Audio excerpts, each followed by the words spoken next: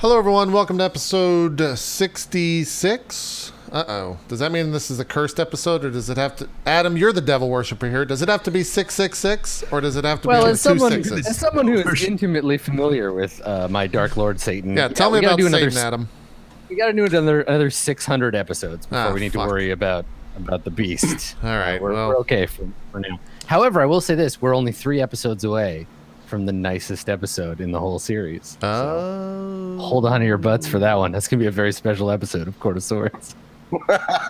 Someone's going to be holding on to some butts, if you know what I'm saying. Yeah, hold on to your butts. Yeah. Hold on to a butt. It doesn't have to be your own butt. Just a butt. Fine. Yeah. Hold on, a butt. Really, it doesn't. I think Dan's blushing a bit, or he's just normally that blush. I saw just a tiny bit of blush there. Anyways, let's start with Max. Max. Yeah. There are 2 doors behind you. What's behind door number 1? Is that door number 1? Maybe it is. That's a closet. I can open it. All right, let's see. What's behind door number 1? Look what I honestly thought you were gonna do some Inception shit, like you're standing before 2 I'm doors. behind there. Yeah. Oh, That's fancy. Monty Hall. It's Monty Hall, right? It's the like. The Half-Life gun. Oh, he's Ready Player One now. I see. Oh. This is the hallway. All right, look at that hallway. Fancy. All right, I'm glad we did These this. are my doors. This is a very worthwhile joke that completely Max paid can off open here. the door, but only we can step through it. That's true. True. That's very true. That's very true. Max, what have you been up to? You were at some. You went to like the. You went. Tell me about what you did last week, and then I have a specific question. I don't want to go too far ahead here. What premiere were you at? I feel like I know where all this is going.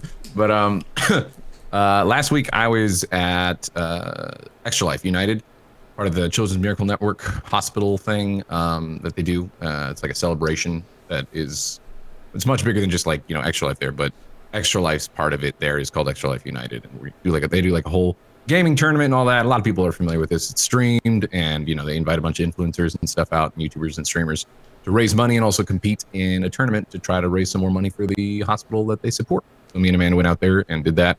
Did god awful in the tournament. And then because of that, we're just did some IRL streaming and raised some money. It was pretty cool.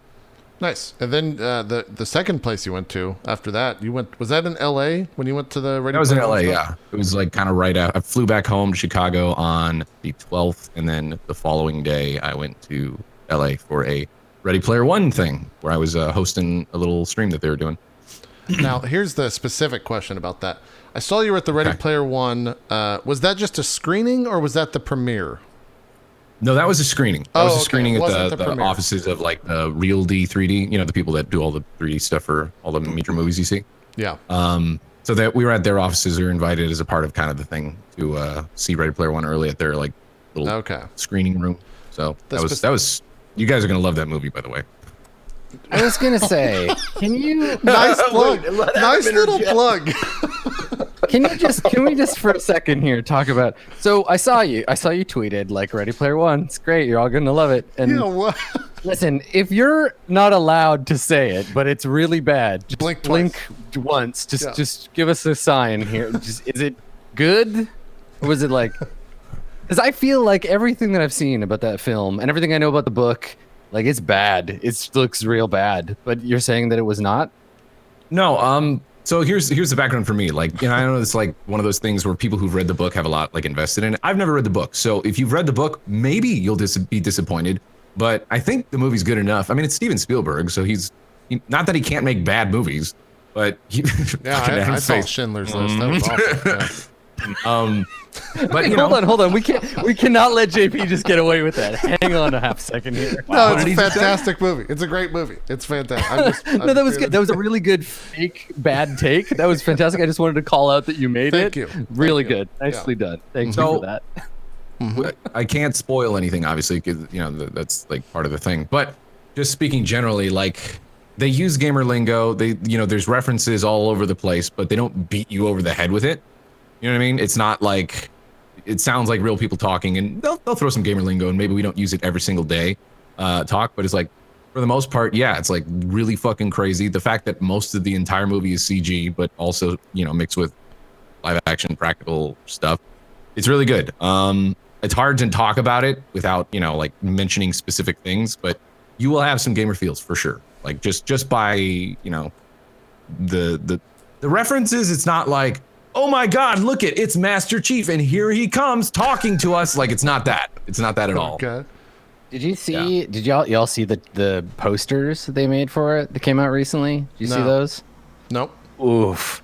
So basically, they took a bunch of like famous movie posters, like from The Matrix and from Blade Runner, a couple other ones, and they just like really badly photoshopped the characters from Ready Player One into those posters. Oh. It's possibly the worst promotion I've ever seen for a film. Like when I saw it, I was like, this is fake. They're making fun of the movie, right?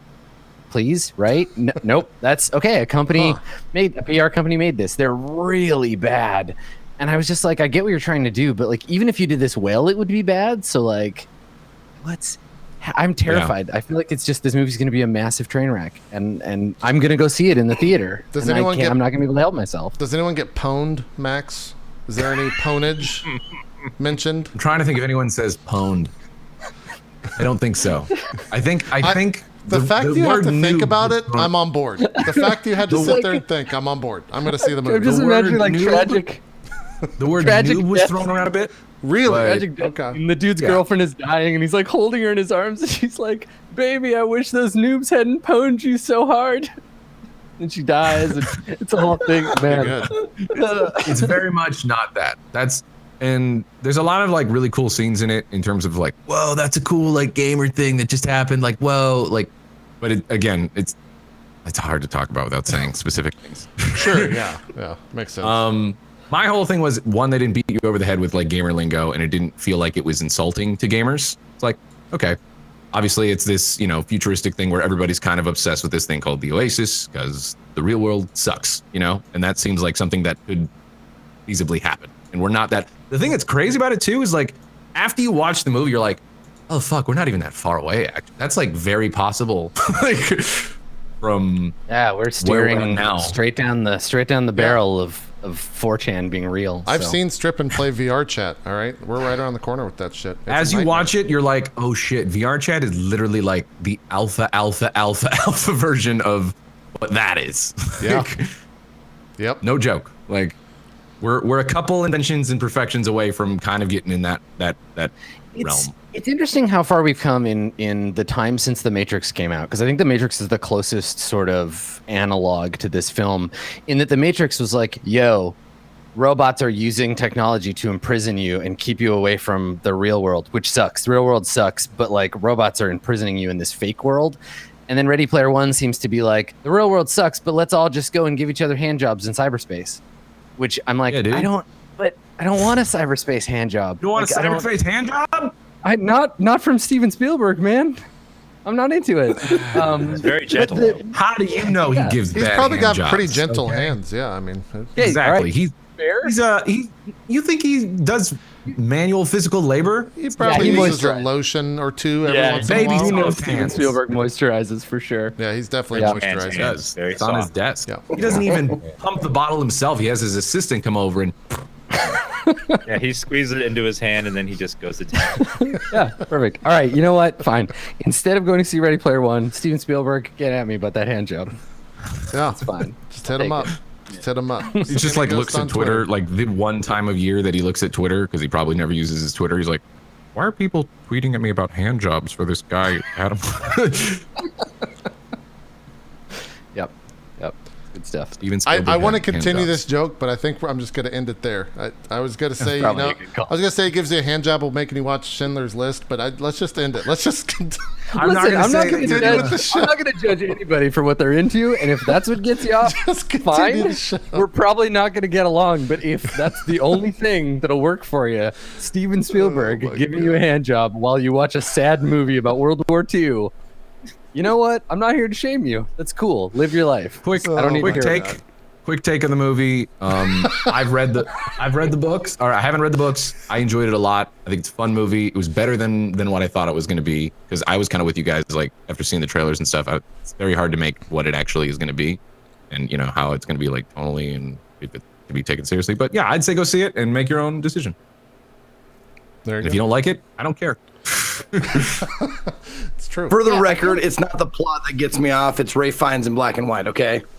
Yeah, that monochrome Fiennes. Yeah. Plus Steven Spielberg's soft and gentle rich man hands. Nice. Well, yeah, that goes without saying. Yeah.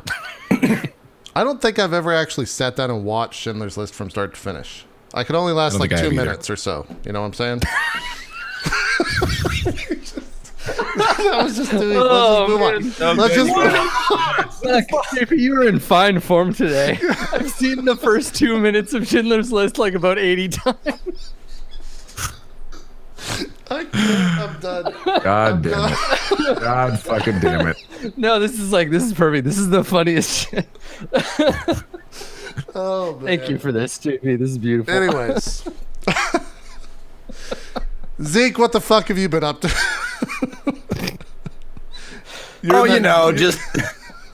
just having a multi-million-dollar worth director jerk me off and watch black and white movies, in my theater, my screening room. Yeah. Right. No, I mean, nothing much. Just honestly, March is a pretty dead month as far as traveling or doing anything super exciting. So I've been playing Yakuza, and I've been playing Yakuza 2 on the PlayStation 2.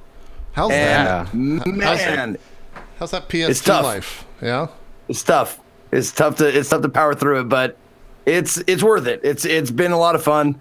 I actually got a preview copy of Yakuza 6, and I tried to play it and put it in. Got about 15 minutes into it, and I was like, "Oh, I don't know who this person is. I don't know what that means. I can't do it." Yeah. I said, I was like, what if I just played all the mini games and, the sub stories, or, you know what? I can't. So I went, I'm going to play all of the games before I play 6. Yeah. That's dedication. It's silly. It's really silly of me to do that, but I've already committed. I'm already in 2, like halfway through 2 on the PlayStation 2. And then life gets easier because it moves to PlayStation 3. So this is the only game I actually have to play on PlayStation 2. The other ones are, I have a hard copy of 3, and then 4 and 5 I can get on the PlayStation 3 store, I guess. Oh, that's good. And not on the PS4 store, but on PlayStation store. You can stream them, I think, on PS Now, 4 and 5, but it's janky, I heard. So I'd rather just get a download of it. Anyway, well, that's really good, because those kinds of playthroughs are hard when they do shit like 1 is on PS3 and then 2 and 3 are on Vita, and then you got to jump back to the PS3 for 4. So they're all at least on on consoles. You're not having to do that. But, yeah, that's cool. You and your dedication to the series. Well, and the fucking thing is, my third HDMI converter is coming on Monday because the first one I got was just for composite cables, the red, white, and yellow. Yeah. And then the second one I got was for component cables, which is the best you can get on a PS2. Yeah. Mm-hmm. But I fucked up and I got it backwards. That's the input. That's the output. Oh, it's the split. So that's a worthless piece of trash for me now, unless I find some way to use it. I would say not just turning it around. Oh my God. Thanks for Dan. Dan, you don't say much, but when you do, you nails it. You nail it, man. Yeah. That's a forgive. I was just gonna say that's forgive. Well, so what's the purpose of that device? Yeah. Like what output would you have where you have something that's outputting HDMI and you have a display? Like what kind of display would you have? Like I guess a shitty old projector, or like. I asked that exact same thing, and people said going from new to old technology. If you need to do something recording of some sort, like going from like a DVD to a VHS or something. I don't fucking know, but yeah, something like that. Odd. Yeah, weird. Huh. I don't know. I'm trying to think older projectors. There you go. Oh, okay. Yeah. I guess that makes sense. Yeah, so I've been playing that. The story, the sound, the music and voice acting is still fucking top notch. It's all in stereo. It's wonderfully done. All like electric guitars and like 2008 was when it's from. Just not that long. It's only 8 years ago, but it seems like for fucking ever. 2008 is 10 years ago. Yeah, what day? What day is it, JP? Yeah. Welcome to RollPlay episode 66, March 17th, 2016. Believe it or not. Welcome to Court of Swords episode, Manny. Yeah. That's. I mean, I've been doing that, and then offline, I've been playing. Binding of Isaac when it's my like relaxed time. I put on like the nightly news shows or whatever, the Daily Show, Seth Meyers, whatever, and I play Isaac while I'm watching all of that. And then I at least do the daily on Slay the Spire and try to progress in the Ascension. And Slay the Spire is just fucking me hard right now. Yeah, have you beaten that Ascendancy thing yet that you were talking about? Nope. It seems like I can't figure out like the right combination. I tried like every kind of build I can think of, but to no avail. I guess I just gotta get better or get lucky. Yeah. Yeah, that's rough. That's rough for sure. Well, cool. Adam, you're in a different house. What's that about? You're very far from your triangle hat. I know the triangle hat. I have all the space. It's a hover hat now. Yeah. I'm in the fine city of Seattle. I'm visiting Blue Jay this weekend. This is a drive I've made so many times now that I like the border guys know me. Like I'll pull up and be like, "What's up, Steve?" And he's like, "Yo, cool man, just have fun in Seattle." But every time I go back, I'm like, "Please let me go back into Canada, please don't make this the trip where they're like, no, we're gonna make it hell for you." Every time I've traveled to America, the new as most Canadians that live close to the border, which is most Canadians do, we make the trip into America pretty regularly. And despite the fact that it's totally normal and I got the special like Nexus card and stuff, it's always like a little anxiety of like, okay, cool, border cops might make my life hell today. Let's hope not. So far, I've been lucky, but yeah. So just down here visiting, and I thought, hey, let's play some Court of Swords. So I made some space and some time, and I forgot because it's been a while and I'm getting old and my memory is terrible. So I went back and I watched the last episode and I made a bunch of notes, and I'm actually really super hyped for this episode. I've got a bunch of really cool stuff planned, so I'm cool that that's squared away. But other than that, I have just been playing Into the Breach like a crazy person. I think I'm gonna try to 100% it. Like it's very few games that I'm like, yeah, no, I'll do all the stuff, but I like really want to finish this whole game. Yeah, it was really fun watching you play that. Like the hour or couple hours that I actually got to watch you play it. It was fun to watch you because you like our styles are just like so like polar opposites. Like you're just like boom, and we're gonna do this, and I'm just in the crickets, tumbleweeds. Yeah, I can't I'm at the point now where I'm usually I'll make one serious mistake and then I can rewind it, but for the most part I'm like, all right, I'm just gonna move these guys around and do the thing. But also I haven't really been playing the game. I've been like achievement hunting essentially, so I'll do that thing where I'm like, all right, this fight doesn't matter because I need to get through it to do this one other thing. It completely changes the way you play the game when you're not actually trying to play it by the standard rules of the game. You're just like, all I have to do is hit 5 guys with this one weapon, and that's it. That's all I care about. Everything else is null. But yeah, I really, really like it. I'm super excited about that game, and I just want to like play it all the time. I did get to play where the water tastes like wine, which is really good also. Yeah, super good. Weird. It's a weird game. Like I think if you the stuff about it that's the gamiest is the parts that I'm like, I don't care about this. This is like I'm walking around in a 3D environment as a skeleton. I don't really care about that. But then getting the NPCs and trying to like please them with the stories, be like, oh, you want a sad story, huh? Well, I got a sad story for you. And then like upgrading the stories is really interesting. It's a super cool game. I'm really glad that it ended up being like worth playing. When you get excited about a game, you like see their booth at a con or something, you're like, cool, this could be really good, and you play, you're like, oh, didn't turn out that good. It's doing it. I'm gonna probably play it like another session and finish off one trip. But turns out America is huge. Yeah. So it takes forever to get from one end to the other. It is. If you walk, I mean, you can take trains and shit. Yeah, yeah. But it's fast travel in games, and Max can back me up on this one. The first time you play Skyrim, you don't want to fast travel from place to place. You're gonna miss all the good shit.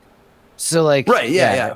Everything takes forever, but it's cool because you're learning the stories and picking up all that stuff, and it's neat in a way that I think a lot of games aren't, in the sense that it's a game that is telling you a story about telling stories, which is pretty cool. Yeah. And what do you think of the music? Oh, it's great. Yeah, it's so great. It's a little repetitive. Like, I definitely feel like I'm like, okay, like I've heard this song. I've been in the South for like an hour and a half, 2 hours. The South, man. The 2 songs have repeated over and over, and I'm like, oh, okay, I'm gonna just head on up to. We're gonna go on up to Iowa here and get out of this zone to free ourselves from the music. It feels like the game itself feels like they took the core mechanic of Persona, the like talking to the monsters mechanic, and just blew it up into a fuller game. And it has all the same frustrations that Persona did in that way, where I'm like, you want an exciting story? And you tell them a story and they're like, ooh, that was scary. And I'm like, no, it's exciting. Exactly. Yeah. Like, how are you scared of this? And you have to like make notes of like, oh, okay, fine. So this one's a scary one, even though I thought it was exciting, and like having to like figure out what the stories are. I kind of wish that it had a clearer understanding of that, but otherwise it's been pretty good. I wish I would have made notes started to make notes when I played the game, so I knew. Right, because everybody feels the same way about us. Like if it's scary to one person, it's scary to everybody. But where the water tastes like one, it's pretty good. And then JP, just to let you know for the future, get ready because I got a plan. After I saw the whole Ninja Drake thing, I was like, all right, I gotta get on that celebrity playing games on Twitch thing. Yeah. Did you ask Donald Trump too? No, I'm going after Weird Al Yankovic. Weird Al. I've been tweeting at him. You motherfucker! Don't do that. He's one of my heroes. No, so Zeke, here's what I want to do. I want to do a role playing one shot, and I want Weird Al to do a one shot with us here on roleplay. So I'm working on it. I've been tweeting him, which, as we all know, totally works when you want something from someone. Totally, yeah. Absolutely. Yeah. Yep. Yeah, just getting a lot of retweets. But yeah, that shows what kind of person I am, where I'm like, what celebrity would you play games with? And I'm like, Weird Al. Yeah. I went for Donald Trump. I saw Zeke went for now I'm blank. Oh, you went for the tested dude, Adam Savage, right? Yep, I went for Adam Savage, yep. Yeah. Dan's got fucking Taylor Swift on his cell phone, so I guess he's kind of already beaten us and all that. Yeah, she wanted to stream with me. I'm like, sorry, this is a single player game. Like, you're just gonna get in the way. Yeah. No, that's why you give her the second player controller, but not plugged in. Yeah, and I don't want to be in your next album. You're doing about it, Taylor. This. Yeah, she's gonna write a song about God of War. It's gonna be her new metal hit. No, like your God of War. Yeah, exactly. Yeah, she's big into the metal scene that way. Max, who was your celebrity tweet? Who was your meme for the week? Nothing? I didn't tweet anybody. You were hanging with the real celebrities in Ready Player One, weren't you? That's what you were doing. Is there a big name actor in that movie? Is there like a Will Smith or a Tom Cruise actor in that movie? Simon Pegg is in there. Okay. There's the bad guy from Rogue One is the bad guy in this. Yeah. General Huxley or whatever. Yeah. He's no, the guy from Rogue One, Rogue not One. from yeah. the Krennic or whatever that dude. Yeah. I don't know his name, which I guess shows he was pretty how much good. I know, but I like him. I think he's a cool actor. I think he's trying a little too hard to be. He's trying a little too hard to be the like what's his name? The guy that was in Inglourious Bastards, the like Nazi dude from that. I feel like he's sort of chasing that like I'm an imperious bad guy, like hire me for these roles thing. Yeah. But he's not as good. I thought he was all right in Rogue One. Oh, Christoph Waltz kind of a guy. Yeah. He random tangent. Did you guys see the Getting in Cars with Comedians episode with him in it? Because that was awful. Jerry Seinfeld. Yeah, it was bad. He's not a... He takes him to IHOP, and the entire time he's just like, "Why the fuck did you bring me here? This is awful. This is like the worst. This is so bad. Why am I here?" And it's just 15 minutes of shit. It's just a bad. He has a couple of strikes. He has a couple of strikes against him. One, he's a serious actor mainly. He's known for his serious roles. He's won an Academy Award. Yeah. Two, he is Germanish. And we all know about their sense of humor. Yeah. No, actually, I think he's not German. He's Austrian, right? I think so. Yes. Yeah. Listen, if World War II taught us anything, same difference. Yeah. Pretty much. Sorry, Austria. Yeah. That was a tough episode to watch. Anyways, random tangent. Yeah. And by the way, I was kidding. Meme. Yeah, For anyone who's German out there. That was a joke. Joking. Please don't ban us. Listen, if anybody is the same country, it's Austria and Hungary. Okay, so let's not worry about it. Yeah. Oh shit. Yeah. That's right. Little World War I shade for Yeah. you. Mm-hmm. Mm-hmm. We're all about the geopolitical climate conversation. Just gotta be. Yeah. It's great. Yeah, mid-century political jokes. That's what you tune in for. Yeah. It's the best. How about that Archduke Franz Ferdinand? How about that guy? Exactly, yeah. Dan, I'm going to assume you got up and went and got food. Is that Me? true? Yeah. Did you go get food from DoorDash? Because I haven't. Look, I'm fiending for DoorDash. It doesn't exist there anymore. I need to know, Dan.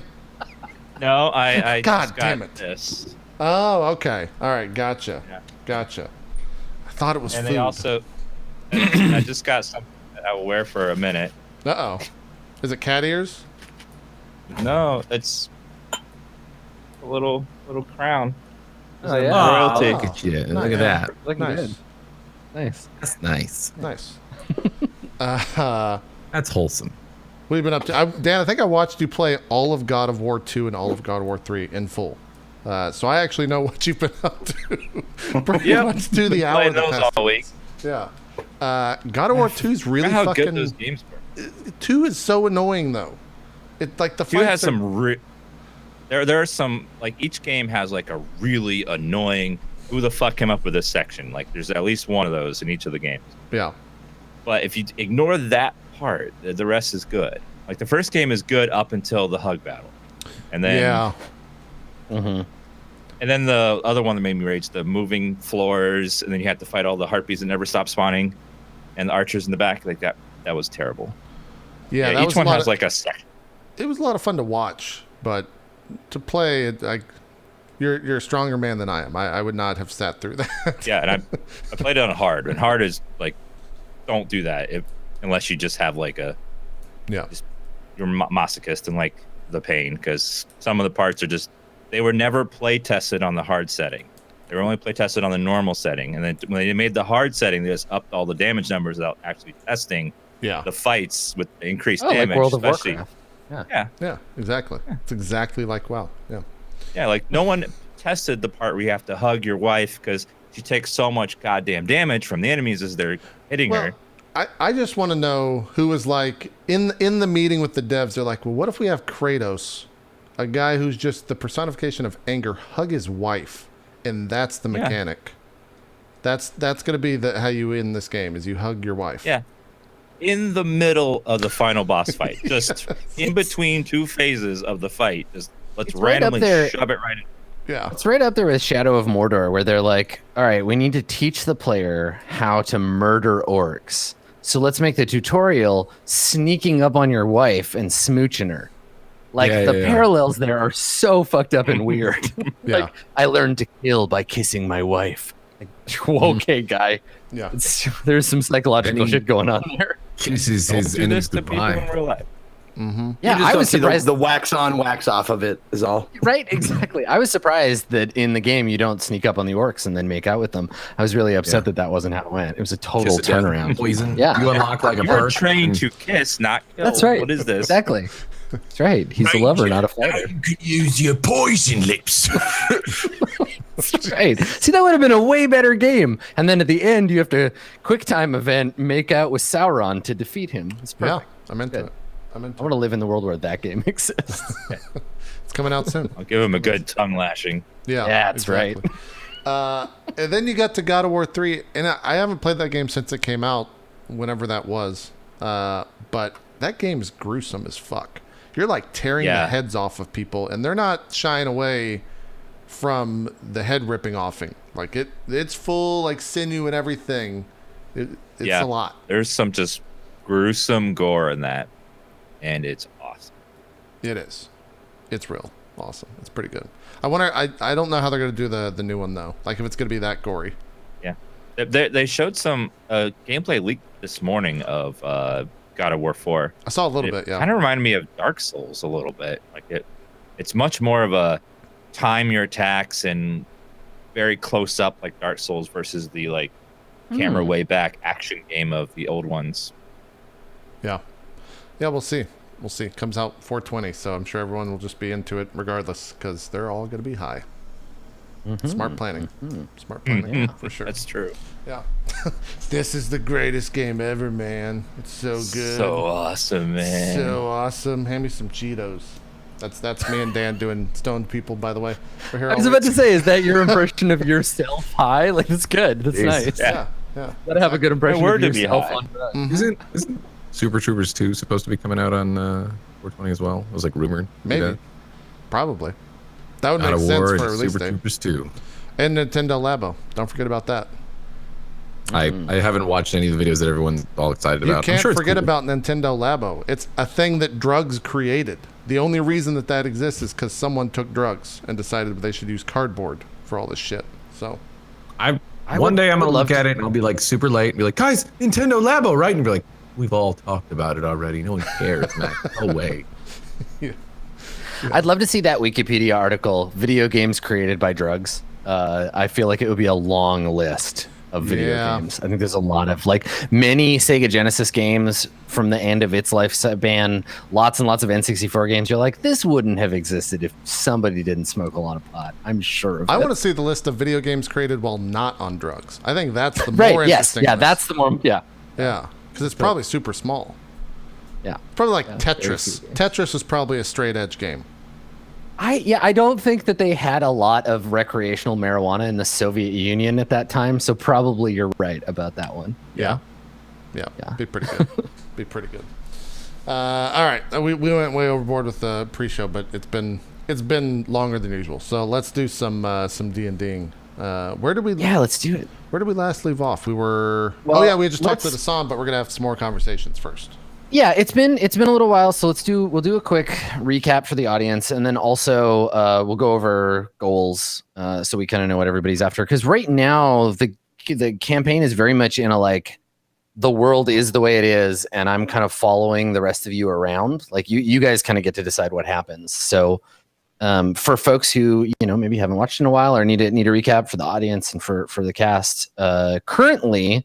Y'all are in the city of Brass, normally the kind of cradle of magic in the world, the jewel of the Court of Wands, but currently home to a significant three-sided conflict between the Aharisa, who are the sworn protectors and guardians of the city and its immortal rulers, the Towers, sort of secret army of heaven, an army of monsters and destructive creatures, who are here to fulfill a prophecy of the city being purged before it can be claimed by the Farang, who are a mysterious force from outside reality. They have a magic resistance, and we don't really know why, but they seem to be like bent on conquering the city using these sort of techno-magical sort of spheres. We've seen a little bit of that so far. So while all that's happening, while that battle is going on, the people of the city are, I don't know, some of them are trying to flee. Others have been relegated to like refugee camps. The lesser parts of the city, lesser defended parts of the city that fell to the Farang first have all been either quarantined or people have left them. So the rest of the city is getting more and more crowded, situation getting more and more dire as time goes on, which means the Mara have been squirming about in the ruins. So we've seen bits and pieces of their action. So let's talk about what y'all, as a group of players, what you guys want for your characters. Let's talk about your goals. So most of you have at least one goal that's like figure a thing out. But a few of you have empty slots for your goals too. So I just wanted to go through and review those. So JP, what are your goals for Sully for this session? What do you want to try to accomplish? Well, still left over, make the Immortals and the Tower work together against the Farang, understand a spell Ramus at its core level, and study the rod, embrace her unbeknownst to Berg. I will probably stick with those. Okay, cool. So mostly like anything to change. Yeah, you have the powerful artifact that you got that you can try to puzzle out its use, because it could be really useful. We don't know what would happen if you put it on like a Farang, for example, or an entity of heaven or a Mara or something. It is powerful but very dangerous, and you're kind of having to pursue that research secretly, because if Berg found out, he would be an angry Berg. And then you and Ramus are kind of like trying to like learn how to cooperate. The thoughts and prayers trying to come together. But because of your sort of innate differences in the way you look at magic, that's been a rocky road. But it's cool watching that kind of develop. So yeah, Sully is after answers more than anything else. Ramus, do you want to talk about yours? You've got a goal about working with Sully, right? Yep. Solve a problem with the help of Sully. Find out info in the city of Brass about the creature Tulpa. And yes, that's right. The third goal is going to be get rid of the child somehow. Right, like one way or another, take this dumb kid and just get her out of here. So the child that Ramus is talking about there, the child is a young girl named we've been calling her Maud. That's her name for herself in the language that she speaks that no one else seems to. She's a peasant girl. She's an Air Genasi, and she is the reincarnation of Azure Vortex, who is a significant personage from Berg's past. She's like 10 or 11, and she's been hanging on with the party for a while. Yeah, exactly. Maud. Cool. Okay. All right. So get rid of her one way or another. Berg, you have a goal that's similar. You want to find a way to make her safe, right? Yeah, it's ensure safety of the child. Okay. In the broadest terms. Yeah, make sure that she's safe. Okay. And then you have your overarching goal of find out why your life is such a miserable ruin. Like bad things just keep happening to you. Just stays in case, we learn that. It certainly can be. It can be answered. Yeah, you can definitely find answers to that. But the way things have been going, it seems to me, and has probably occurred to Max, but we'll see if Berg has sort of figured it out. But these kinds of answers are best served either by heaven or in heaven, right? Like there is a reason that your life is the way that it is. And it's probably not even your own fault. It's probably the fault of some previous incarnation or a series of previous incarnations, depending on how much Berg believes in the Arcana's plans, right? Like people generally have lives of misery and suffering because they deserve it from a previous life. But maybe that's something that Berg will find out is not true. We'll see. I've kept it, in the slot because as we've been going and progressing forward, it seems more and more like, hey, heaven's coming up a lot, and some certain things might be happening. So you never know when we might end up just popping in heaven, saying hi. So yeah, it is a place. I do have an empty slot. I don't have any profound goal in mind, but what was the previous armor that I had before? It was like half plate or something like that. What was the we always talk about this, like what's the highest armor that Berg can wear? He can wear medium armor. I can't remember. I can't remember if it was half plate or if it was. I don't have my half books. plate. I think it's half plate though. I think it's half plate. Half plate's the highest you can wear without penalty. I think is what it is. Half orc, half elf, half plate. Here we go. It is medium armor. Yeah, medium armor gives you an AC of 15. So, yeah. You stole your shield, so that you want that to be your next goal. Like get my hands on some half plate. I think. Well, we'll say fortify yourself for battles to come. So as Berg's realizing, that these battles aren't going to stop and they're just going to get harder, he's thinking like, I should probably make sure I'm, good to go. Okay. Cool. What are you laughing about? What's the chuck? Vertney, whatever, said we're a half elf. I thought that was that made me laugh. Just strap one on around your chest there. Yeah, we'll go find the only living half-elf. Yeah, totally. Yeah, just putting people in the way. Just a blade of armor. Yeah. Okay. Well, it's very much like a road warrior, just like putting the guys in front. They're just still alive and screaming like, ah! Yeah, exactly. Yep. Yeah, human corpse blocks a sword strike. That'll be fine. Okay, cool. And then Kalimat, you have two right now, and they're fairly focused, right? Like you want to figure out some stuff related to the potential mistake you made in Utrix's lair. Do you want to keep both of those? Those goals that you have, Callie? Find out the prisoner, like find out what the prisoner was, the deal about him, and then your other one was like learn more about the Farang, I think. Oh, okay. These are my 3 goals. I think I wrote them during like the Patreon video or something. Okay. Yeah, let's talk about that. But first goal is find a way to get Maud back home. Okay. Not get rid of her. We get her back home. Sure. I mean, same goal, just different path, kind of. No, it's really not. But whatever. Learn Maud's language and communicate with her. Okay. And the third one is find out what the prisoner was in the oubliette. Still there. Okay. Still there. Still plugging away at that motherfucker. Yeah. Cool. Okay. And of course, Hassan was no help. Yeah, he doesn't know either. Okay. Cool. So learn the oubliette's guest. Find out who that is. Awesome. Okay. Yeah. So I mean, we obviously have like the overlap of get rid of her. Like Ramus, you have the easiest variation of this, so you get the least experience for it when it happens. But as long as she goes away, you'll get XP. And then if you can find out that her home is the safest place for her, then Kalimat and Berg can both resolve it that way.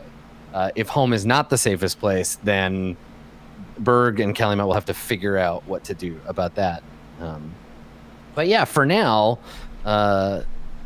Maud is in your company and is a little bit overwhelmed by the current situation. She's in the Temple of the Tower, the house at the end of all, and is probably feeling a little like out of her depth because this place is full of strange creatures, as we saw outside by the Angel of Destruction that ended up killing a bunch of people, and you were able to resist and come inside.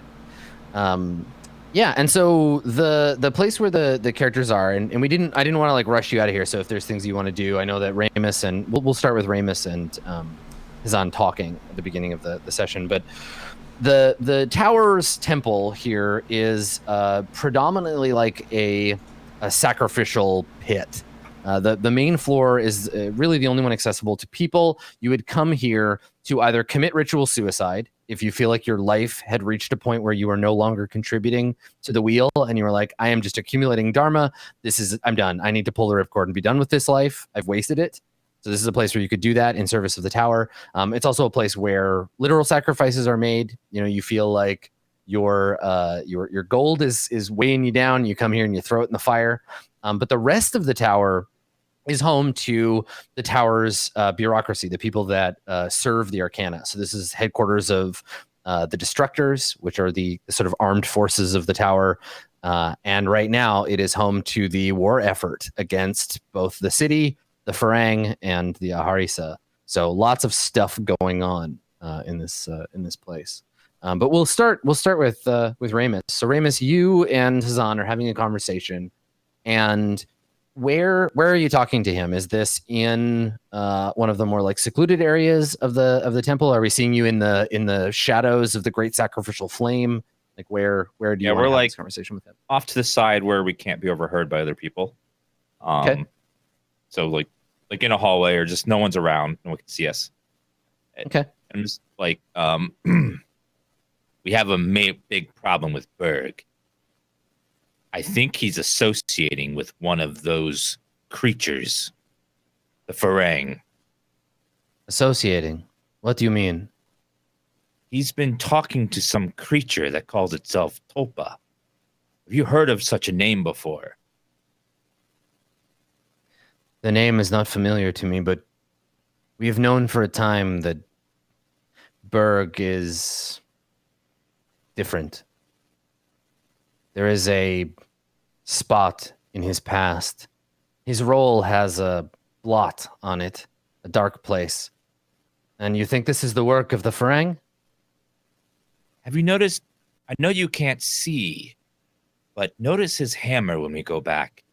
It was a gift from this creature. It's not of this world. It's different. I had noticed he was carrying a different weapon than the last time I saw him. What happened to the apology? 1 second he was holding it, and then we heard an explosion. When we came back, he was holding this instead. When did this happen? A week ago in the deserts by the, and I described the location. Yeah. He says, within the Fountain's realm, not a product of what happened to him in Utrix's. Interesting. Berg's place in the prophecy, like yours, is obscured. It's what makes the two of you such valuable assets to us. And to the others. You are difficult to track. Heaven's eye has a hard time focusing on you. I noticed that with the creature outside. He sighs and he says, you and I have never had the opportunity to talk about this, but I think you've come to understand why you are here, how you are able to walk these halls. The price that was paid? Yes. Something's missing in here. And point to my chest. Of everyone that I have ever met, and I've met many people in my long, long life, you were the first that I thought might do better without a soul.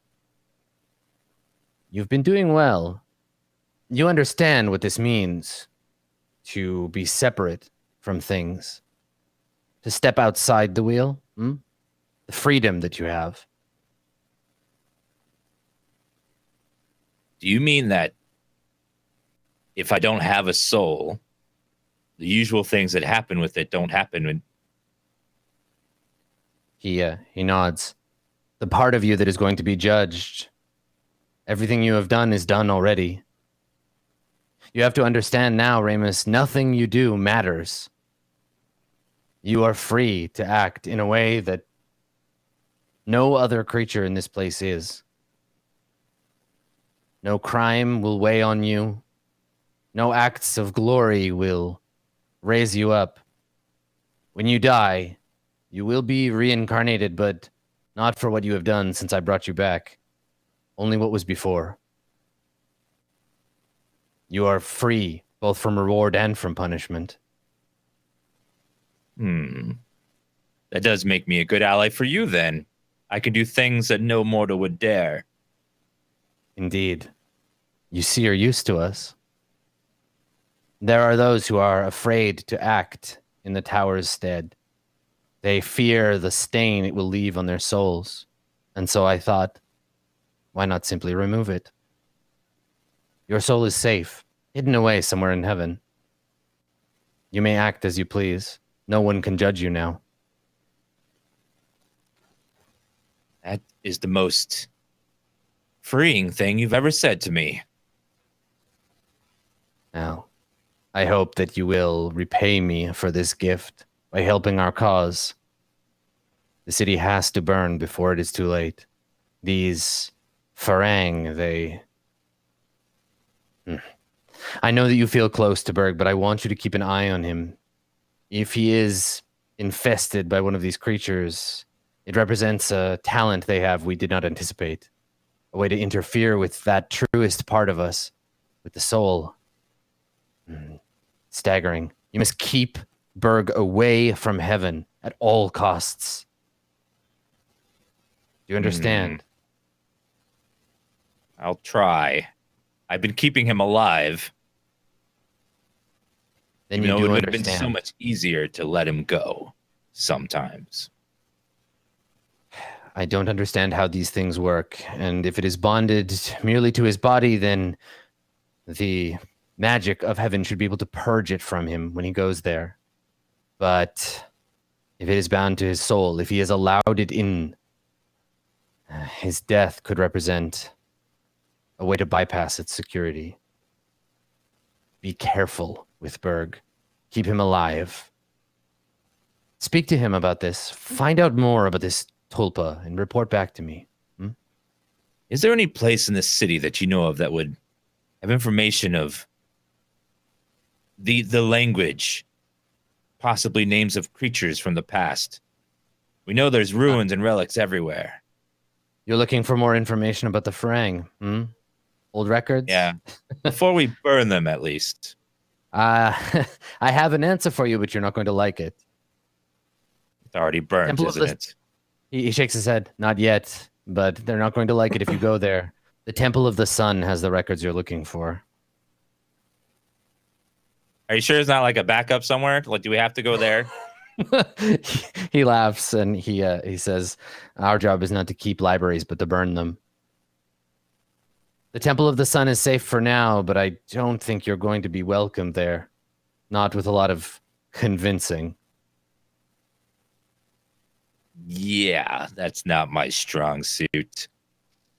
You have allies. That Dragonborn seems to have things that he wants. Yes. If you need to manipulate him, why don't you let him know that your patrons in the tower know where he can find others of his kind? I think this will help you grease the wheels. Tell him that if he is loyal and serves you well, that the tower will reward him when all of this is done. That is one thing he desperately desires, is more of his kind. That'll be a good bargaining chip. You know, sometimes I think, Ramus, you could have better served the devil, but I'm glad you're here on my side. Your attachment to Berg is dangerous, but your soul is free. Be attached as you like. Just don't be disloyal to me. Remember, I'm the reason you're here. Of course. I live to serve the tower. Unlike the sun, you came to my aid when I needed it most. That's the trouble with the sun. It sets. It does. Well, thank you, Hassan. While these two are talking, what are Berg, Calumet, and Sully doing? You're Berg's crying. Yeah. Okay. All right. Cool. Everyone is looking awkwardly at Berg while he sobs into his hands for some reason.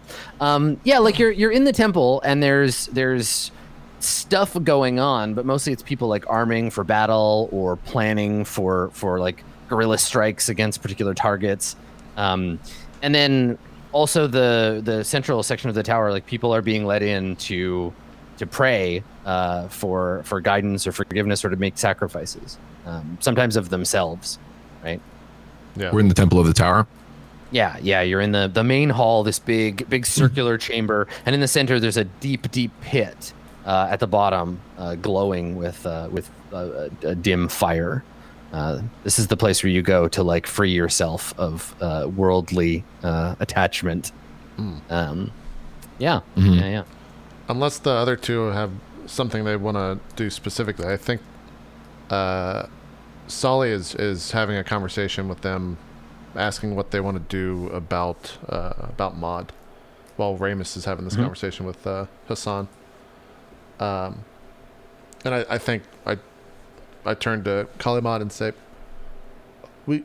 I'm sure there's a spell where we could just send her away. If that, I look over at Berg, if that would work.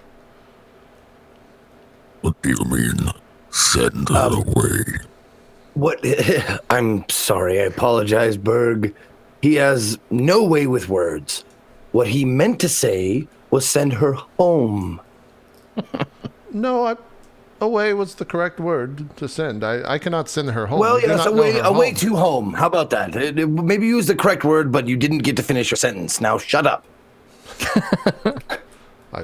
Yeah, and we look over, because this is that scene where you're like talking about a person, and we look over to her. She's currently sitting on a stone bench, one of the stone benches on the outside edge. She's sitting on a stone bench, essentially playing some variation of like Cat's Cradle with Ujala, who, despite being brought along to be like diplomat to the tower, found herself completely out of her element and is just like, I don't know what I'm doing here. This is horrible. But she's sitting and taking care of the kid, and they're sitting and playing this game with string. And just as a recap, we got like nowhere with the tower, right? Like as far as like them. Yeah, they were like, listen, if you wanna convince someone to do something, go back to your friend, convince him that the immortals have abandoned him, and that the Aharisa should all just throw themselves in the sacrificial fire because it's a lost cause. Yeah. Yeah. Excellent. Yeah, I mean, but that's their job, right? Is to just be like, everything's the worst, let's burn it down. Right. Yes, in regards to the spell, that was my thinking too. That we find a powerful wizard that has some sort of teleportation or something like that to get her back to where she is from. But before we do that, we have to find out where she is from. And I've been working, but trying to suss out an entire language in a matter of days is daunting at best. You know one of my struggles. I'm surprised to hear you say that, Calimont. Yes, I too struggle with things. Yeah, and that's right. Chad has pointed out, which I'm sure it's on someone's character sheet, but just for everybody to remember, you have essentially you've been given the scroll. They've given you the ability to sort of be nihilism Moses. There's a scroll that is like, everything's fucked. Check it out. This is the word of the Arcana to help back up that claim. Yeah. When you mention a powerful wizard and finish your statement, I say, well, I know a powerful wizard. We could go ask Anana. Well, I knew you were going to say that. Aren't you tired of dealing with wizards? What's the name? I'm sorry. What's the name of them? The Sahir. Thank you. Aren't you tired of dealing with the Sahir day in, day out, being their pawn? Ask her for a favor, and she asks you to kill a god. Well, I think any. I'm sure there must be other people that have such tools, but that's neither here nor there. If her home is close, perhaps we make a holiday of it and we travel there. Well, she did find interest in a elephant when we were outside. I don't know why, but she was pulled to it. Me and Ramus couldn't. She just sat there petting it, just over and over. I don't know why. Well, if she's willing to pet an elephant, maybe she'll warm up to Berg.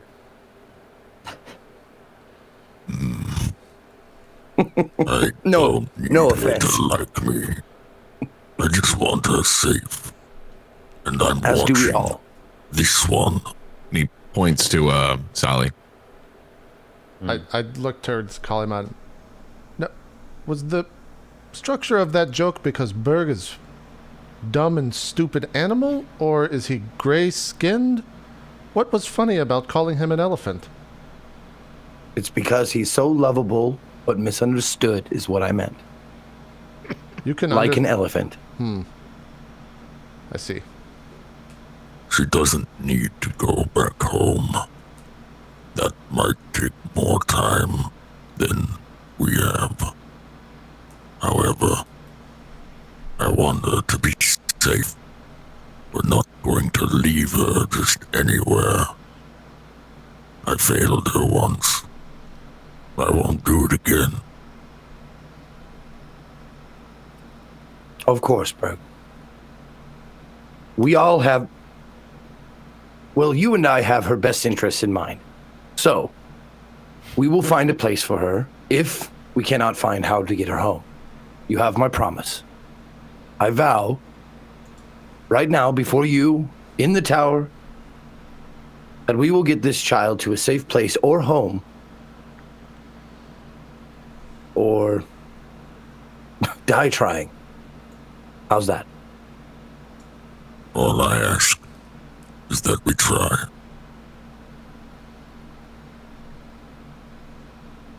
Well, we have this scroll. Yeah, and I think at portends, that moment where the conversation kind of like reaches a slight lull before you're like, okay, this is when both Ramus returns with Hazan, so they come back from the meeting they were having, and Ujala and Maud come back, and Ujala, I think, is she's speaking to you as she comes up, and she She says, while I was sitting with the girl, I have been thinking, and I have to say, I know that I came here to convince the tower to capitulate, to back off and protect the city, but I think that the tower might be right. In fact, and as she's saying this, she's like taking off the red like sash, and she's like, I think I quit. And she just holds the red sash of the Aharsa out to you, Kali. She says, you'll tell Farsad, won't you? She's a human, right? Yeah, she's a human woman. Of course I will. She nods. But before your job with us is done, you should stay with us long enough, because I think this is no longer. I don't think we can collaborate. I tend to agree with the tower as well. So I think it might be a matter of evacuation rather than defense. She nods and she says, yes, I agree entirely. I think that the cause is lost. Well, then we'll need you to help tell the story. Tell that story. She shakes her head and she says, no, I think that my destiny keeps me here for the time being. And she turns to the kid and she says, even though Maud can't understand her, she says, it was a pleasure meeting you. And she turns and she starts walking towards the big pit in the middle of the room. And Hazan is just looking at her like he's just so pleased. She's like, yeah, yep, awesome. But she looks like she's just going to go and walk into the fire. Yeah, she's walking away. What a weak-minded human to say amongst Berg. Probably Kaliman's going to save her or something. I'm not sure what he's going to do. Don't let her die. They'll think we killed her. Well, Ramus, stop her. This is... What would you like me to do, Ramus? She's just walking away. She's getting closer and closer to that big hole in the ground. I run over to her and I'm like, no! You have one last thing to do, young lady. You need to go back and tell Fassad what you're doing and that we did not kill you. After that, you can do whatever the hell you want. But you have to do one last thing. She looks at you confused and she shakes her head and she's like, what? I don't understand. I wish to be returned to the wheel. I'm done with this life. Oh, you will be. I'll kill you myself if you want. But you have to tell Fassad what you saw here. It's important.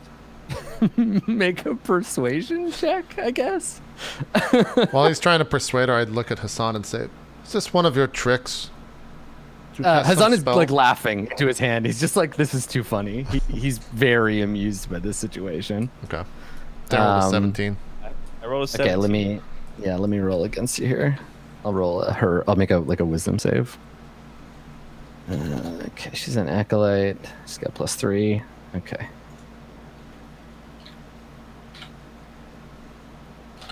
And then she's got her bonus. All right. Okay. So she stops and she looks at you and she says, looks kind of like meaningfully over at the pit. Well, I wouldn't want my death to cause you any undue suffering. So, I suppose you need to do one last thing. You can have one last thing, and then you can have the release from the wheel. Consider this your last service to the tower. Good. Very well. I will accompany you. I will accompany you back, and I will tell Farsad of my decision. But deserters are locked away, imprisoned. I don't want to spend any time in prison at all. This whole world is in prison. You have to promise. You swear it. You won't let him lock me up. I have an idea. If we have you ingest the poison before you talk to him, by the time you're finished talking, you will be dead. Yes, this is a good idea. Thank you, Ramus. And she hugs you. Are we able to hear them talking or no? I don't know, Ramus. What do you think? Is this something at a distance, or they can hear? Yeah, they're close enough that you can hear. Okay, sure. As like you hug her, maybe your face is towards us, I'd say, Ramus, they're going to think that we poisoned her. But it's not a sound plan.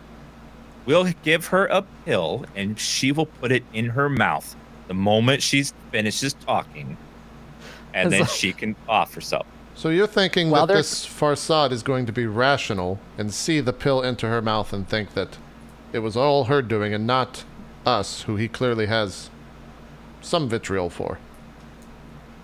Well, if he sees her kill herself, instead of us going back with her clothes saying, oh, she quit magically, she's gone now, sorry about that, I think it'd be a little more convincing.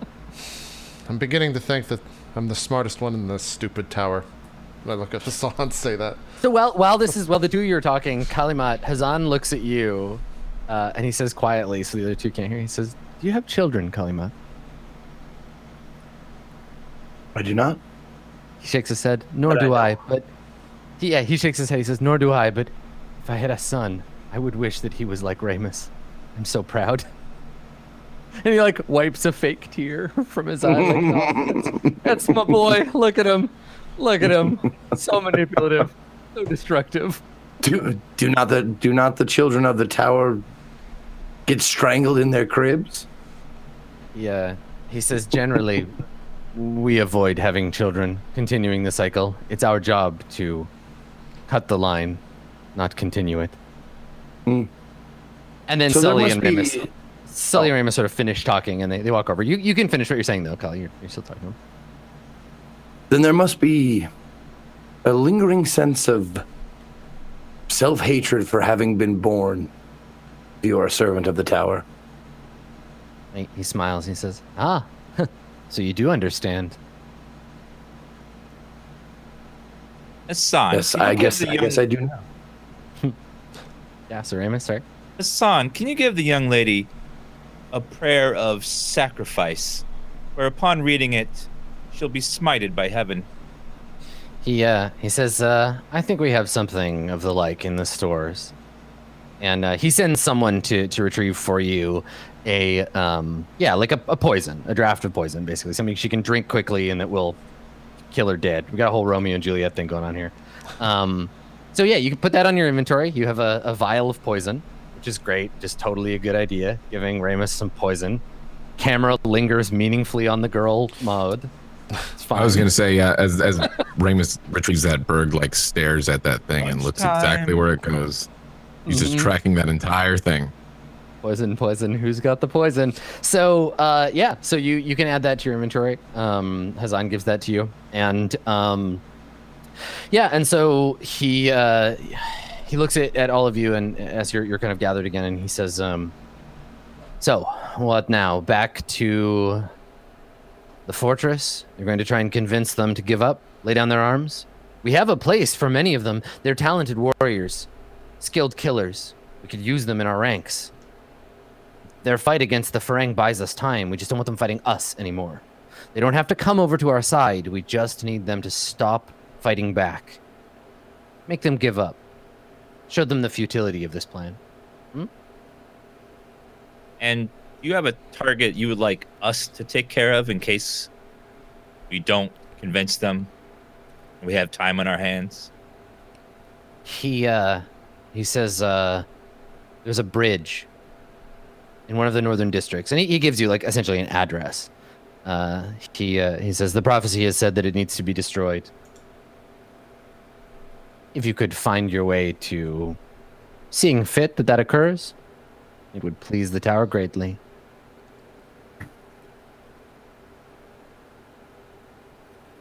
Very well. Good luck. And if you fail, well, we'll see you the next time around. Are you all ready to head out?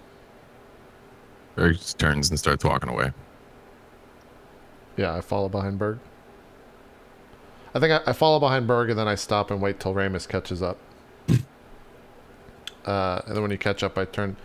Do you just do things for Hassan without reward or compensation? Well, he serves He works directly for heaven, which serves the Arcana, and I serve the Arcana. So he's sort of the middleman. You didn't answer my question, Ramus. Well, he is the closest to a physical form of the Arcana that there is, and I live to serve the Arcana. My reward is the spells I cast, an enlightened road at the end of life, etc., etc. I reach into my pocket and pull out a gold piece. Ramus, would you like this gold piece? Yes. Your whole story is bullshit. And I just continue to walk back. I put the gold piece back in my pocket. One is allowed to covet things sometimes. I just keep walking. Yep. Cool. All right. So you get outside. Yeah. So you leave the tower. You get outside, and if anything, the appearance of the Angel of Destruction has increased the number of people who have gathered around. The corpses that it left in its wake have been already picked clean. Some of them stripped down to their skin. But more worshippers have come. The sound of the droning prayers to the tower has increased in volume.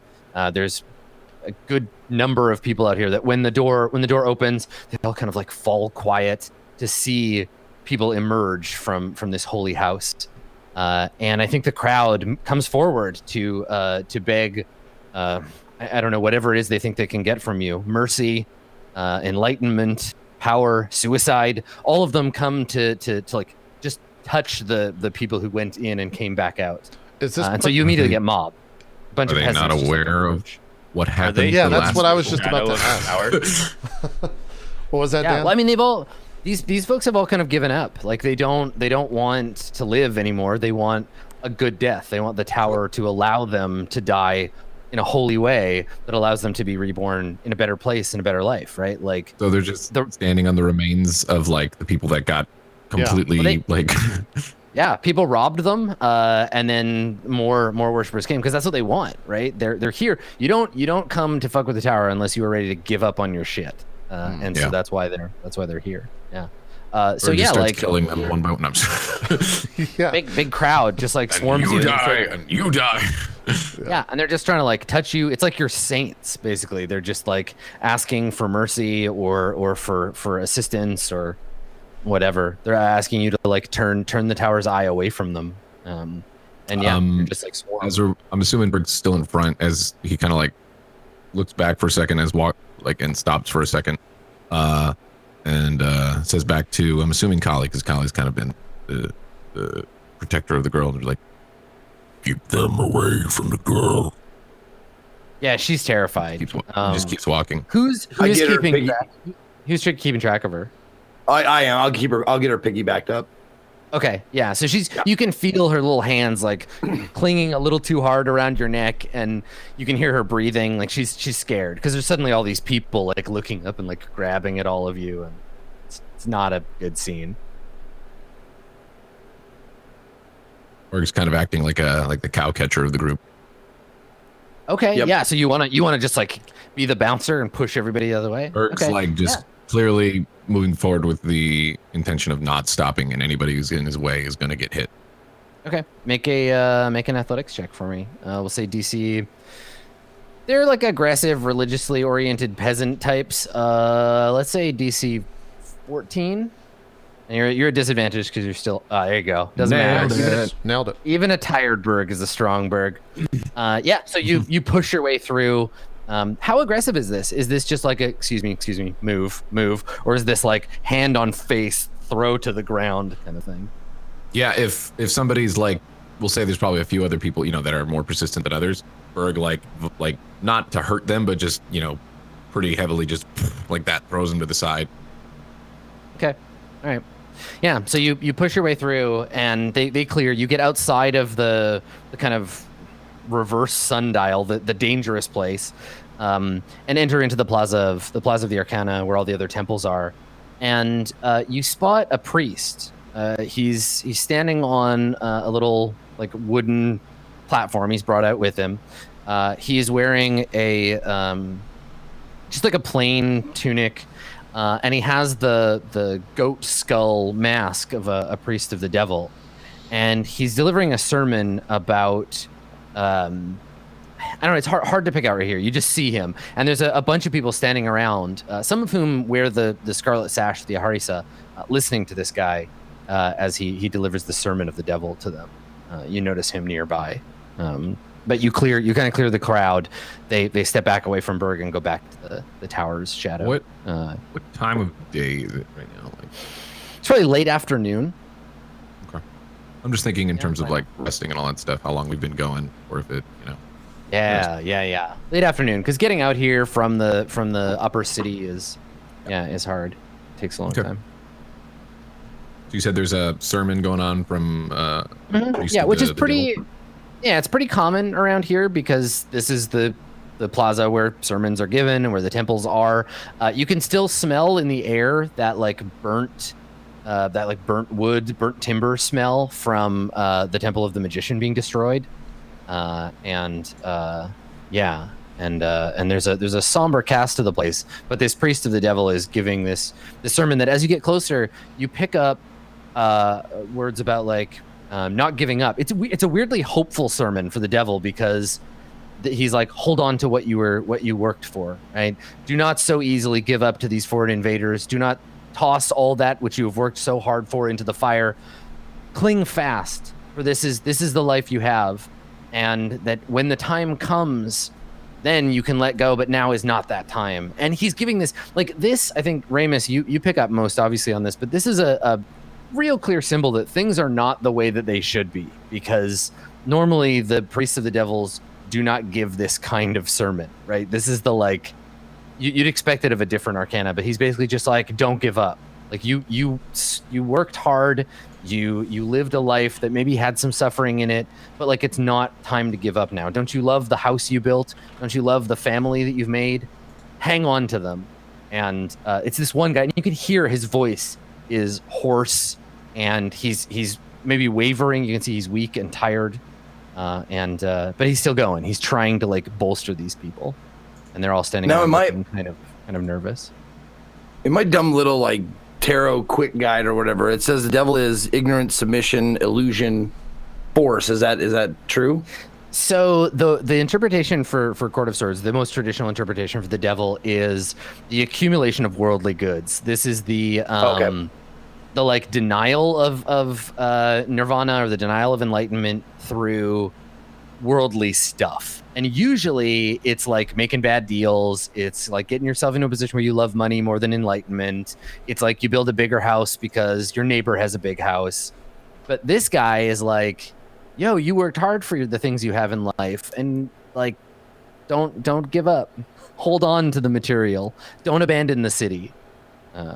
Yeah. Can I roll insight to see what is his intention for this, or is he lying or that kind of shit? Yeah. Okay. It's an odd sermon for the devil. Yeah. Mm-hmm, it sure is. You sense an unorthodox faith at play here. His superiors probably would be this isn't strictly to doctrine. But he believes what he says. You can hear in his voice. Okay. He may not be doing it for the right reasons necessarily, but he's listen, you need to hang on, hold on to things. You can come out of this okay, but if we all just give up, then nobody gets to enjoy the earthly pleasures. You'll be dead, and horrible things will happen to you. So he doesn't sound like he's trying to bamboozle these people, but he's trying to give them reason to keep fighting. But why? Yeah, right? He's got to have an ulterior motive, yeah. Yeah, I mean, that's the thing, is it may very well be and for only $4.99, the devil will help you out with that. But for right now, it does definitely seem to be he's trying to bolster these people's resolve. Does he have a decent crowd? Yeah, it's probably half the amount of people that are ready to throw themselves into the tower's flame, but there's a couple of dozen people here. Does he have any water near him? No, he's just standing out in the heat, just like talking. Like you can tell this dude's just gonna pass out eventually. Yeah. Okay. Sully, it would be a real shame if that box he's standing on just fell apart, wouldn't it? You know, these arcana are the entire reason this city is. You're right. That would be funny. Just succumb to the thought. Can prestidigitation knock something real quick? No, you'd need Mage Hand for something like that. Yeah, I got rid of that.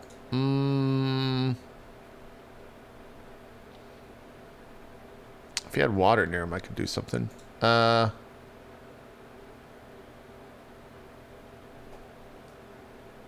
Is he standing on anything? He's standing on a box? Just standing on that box.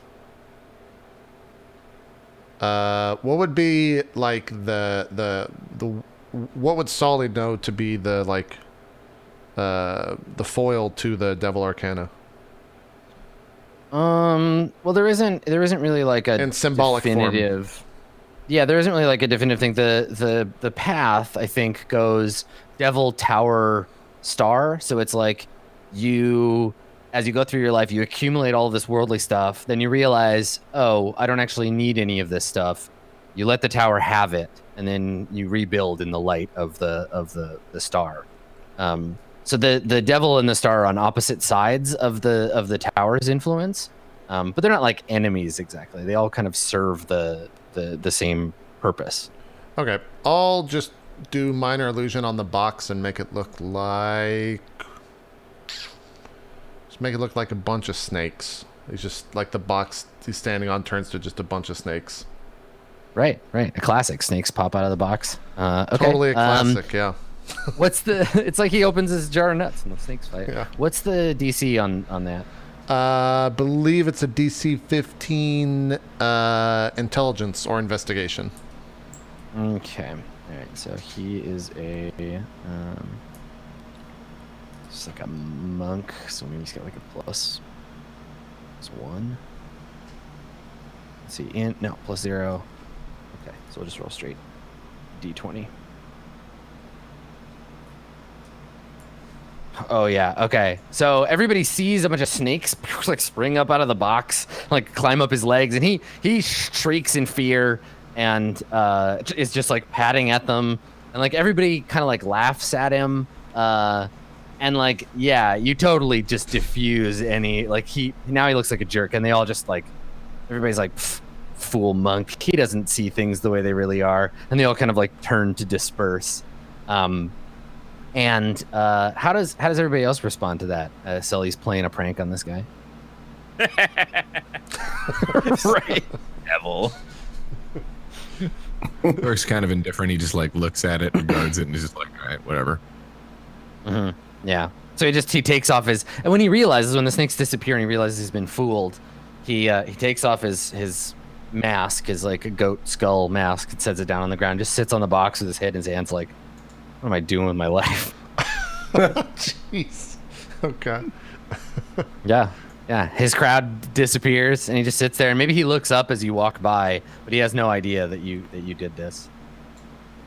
I turned to Ramus and said, if you wish to preach the tower's words, you could. Be an opportune moment. We're busy. We got things to do. Spoken as a true monk. A true priest of the tower. Just continue. But apparently not too busy to make a small man feel even smaller, I see. Laughter is the best medicine, Kali. That's the first tenet of the tower. One. Yeah. I saw that on the wall in there. Did you not First see that? commandment of the tower. Yeah. Do it for the lulls. Yeah. We just keep walking through the crowds, I assume. Yeah. He maybe notices you as you walk by because you're unusual folk, but he doesn't say anything. And we leave. We fade out on him, just like staring up at the tower. So y'all are heading back to the fortress. Yeah. Yes. And I think we like reached the threshold of getting out of the crowd and kind of back to that area where we walked through and had the fight initially. And I paused for a second. I cannot sneak us through this area. We should be careful. Those creatures should probably still out there, especially with it getting dark. If you wish to run through here, though, we can. Yeah, so from where you are, basically, you have to thank the Arcana, the transit system. The train is still running, and basically the dangerous parts are from here, from the plaza of the Arcana, to the train station, to the Arcana station, and then you're safe from there. You take the train up into the place where the Immortals Palace is pretty much safe from both the Farang, who are down in the lower city, and safe from the influence of the tower for now. Eventually, it'll be the site of the tower's sort of biggest battle. But yeah, if you can get from here to the train station, which you can do before nightfall, you should be okay. Okay. Yeah, just head on then. Get further, most logical route. Direct route to the train station. Yep. Okay. All right. So you just want to get there as quickly as possible. You're not going to try, like Sully was saying, you're not going to try to kind of move stealthily or anything like that. I think we try to move stealthily, but I don't know. I mean, trying to move stealthily. Yeah. I mean, with Berg being exhausted as he is, he doesn't have his speed, so that's probably not the best option. Yeah, you gotta go. Okay. All right. Make a. Well, instead of stealthily, like, could we just like make our way through empty houses so we're not visible on the street? So this district isn't. So if you imagine, like, the center of the district is this huge plaza with all the temples to the Arcana, and that takes up most of the district. The extant stuff is places that supply like robes for monks and sacred incense and like that kind of things. People who serve the religious community. Maybe the houses of some of the monks that don't live in the monasteries, that kind of thing. So it's not abandoned, but you can make your way through alleys and like stay off the main road and like just go carefully rather than like Mission Impossible sneak from shadow to shadow. But like you're being careful. You're moving carefully. And that's like a college frat town, but instead of a frat, it's right. Religious buildings. Exactly. Yeah. Well, and that's the thing. Like this is a huge city, one of the biggest city in the world, and there is a specific neighborhood just for temples and religious folks. So like libraries, industries that serve religious organizations. So yeah, you can try to. Someone can make a survival check, and someone else can provide assistance on that check, and then we'll see how it goes. Who's got the highest? What's you guys survival? I got a 1. I have a 5. I got a 5. All right then. What do you have, Zeke? I got a 1. Dan, you want to roll and I'll help? Sure. It's either me or you. Thoughts and prayers. Back at it. Thoughts and prayers. 17. Yeah. Okay. Yeah. 17 is sufficient to make your way through this neighborhood. This neighborhood is not that dangerous, and so you're able to get to the station. This is one of the most beautiful stations of the system in the city. It has a central gallery with art depicting saints and stories of the Arcana. This beautiful mosaic art. It's one of the larger stations outside some of the market stations. And when you get here, despite being such a huge public area, it has magic cast on it. It's enchanted so that it always seems like quiet, even if there's a lot of people there. So there's a sort of library quality to it when you come in. It's big vaulted marble hallways and all the varying people kind of coming and going. And inside the station, you could almost imagine that nothing is going on in the city outside. There are people coming and going. You see people like smiling and talking, and it has this sort of hushed sense that things are okay, which to be false. But it's the magic of the place. That's sort of what it's for. And you make your way through the hall to the train that is headed up towards the fortress. And I guess you get on one of these trains and you sit down. And Ramus, Ujala sits down next to you, and she looks at you and she says, You're a priest, Am I right? This is your function? Yes. What will it be like to die, Ramus? I am not afraid. I am just curious. Well,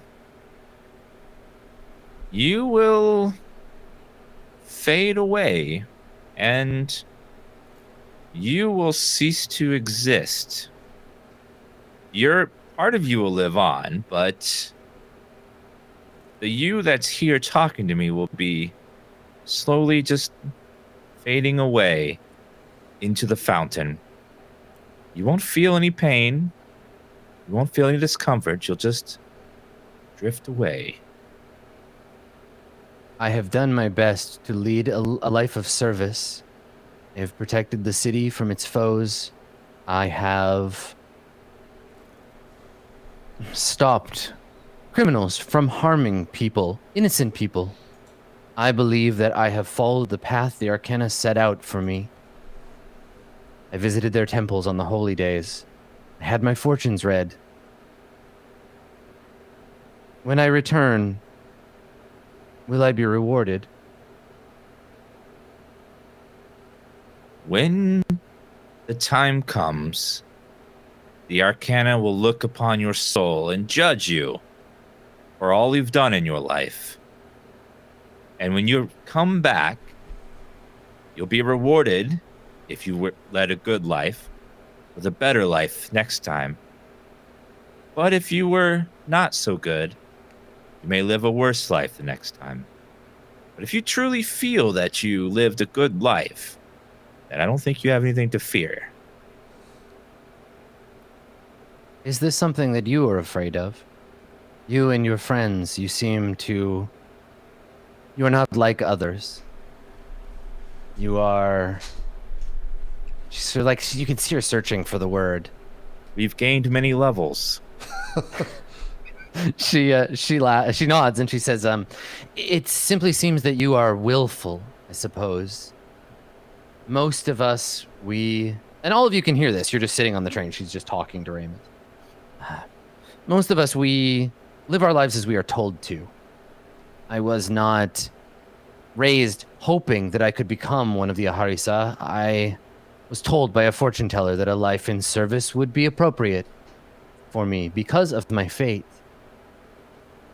Is this what...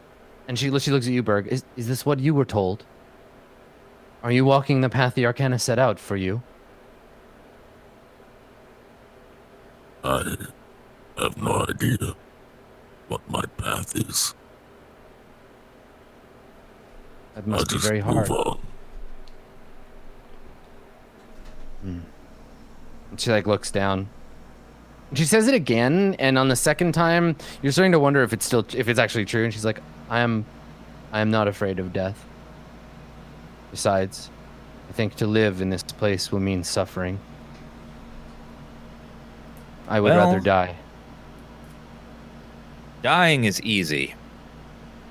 Fighting for what you believe in, fighting for your home, fighting your enemies, taking charge in your life, that's hard. Anyone can die. People are doing it outside right now. It takes real strength to fight for what you want in life. Perhaps I am not strong. She still, while she's talking, she's looking at Berg. Perhaps I am not strong. I look at Ramus. If someone is not strong in life, when they return to the wheel and are reincarnated, what is the punishment for weakness? There's different kinds of weakness. Voluntary and involuntary. If you try to do something that you just can't because you're just not physically or mentally strong enough, you try. That counts. But if you choose to not help when you have the ability, you choose to be weak, that is punished.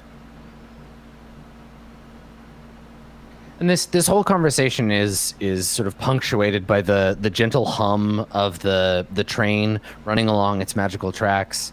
And out the window, outside the window, we can see the sun setting over the desert. And so everything in the car is lit with this very dramatic sort of sideways light. And as you're speaking, Ramus, Ujala is listening to you, and she's just kind of like staring out at the city, thinking like, she's not sure what the right thing to do is. Like, she's made up her mind that she doesn't want to stay here, but she's like worried that, like, what is it going to be the next time around?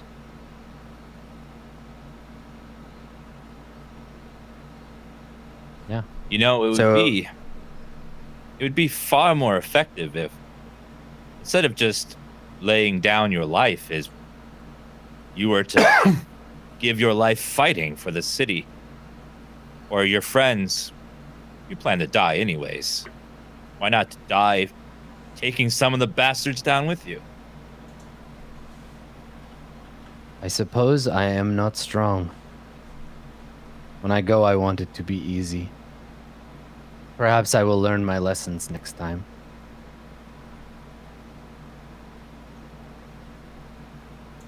You are still with us. You didn't throw yourself into the pit. That is good. And a start. Remember that. Yeah, and she spends the rest of the trip just kind of like looking out the window in thought. Like, maybe I should have just thrown myself in that hole. Now I'm starting to rethink this whole situation. Well, can I speak to her, interject? Yeah, totally. Yeah, Okay, she's just okay. like lost in thought. Is there anything that you've always wanted to do but never got around to or had the chance? Make a persuade check. Let's see if you can get her to open up to you. Okay. Good luck. Oh, 24. Oh yeah, no problem. So she looks at you and she says, I wasn't born in the city, you know. I was born in a desert caravan. My people traveled. There was a boy. For a time, I thought that perhaps we could be wed, have children, a family, but the fortune teller says it was not to be so. When we stopped at the city that left me here with the Aharisa, I took up a life of the sword to protect the city, but I always wondered what things would have been instead. Perhaps had my karma been better, I would have deserved that family. Perhaps I was a coward in a past life as well.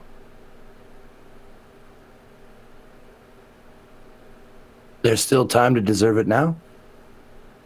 You're not done yet. You can do things in this life that will make the next life that much sweeter. Instead of throwing yourself on the fire,